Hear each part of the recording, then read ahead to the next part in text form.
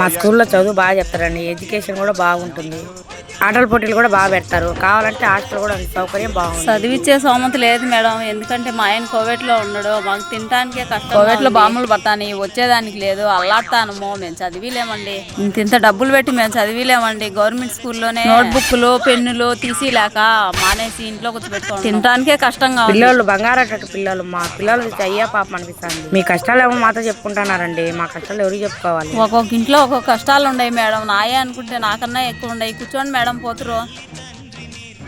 మా ఇంట్లో పరిస్థితి కూడా ఏం బాగోలేదండి, మా ఆయన బిజినెస్ కూడా డల్గా ఉంది, ఏం జరగదు. మాకు కూడా జీతాలు 4 నెలలకు 5 నెలలకు ఒకసారి ఇస్తారండి జీతాలు. మేమే ఇట్లా తిరిగితే డబ్బులు ఏదైనా వస్తుందని తింటాము. పిల్లల్ని ఎవరైనా ఓయమ్మ నాయే అనుకుంటే నాకన్నా ఎక్కువ ఉన్నాయి మేడం. కూర్చోండి మేడం, ఒక బాటిల్ మంచినీళ్ళు అన్నా తాగుతారు. వద్దులేమ్మా, ఇంకా చాలా తిరగాలి, పంచాలి.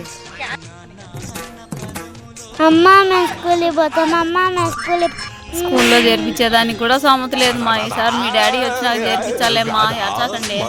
मम्मी एक गिलास पानी दे दो।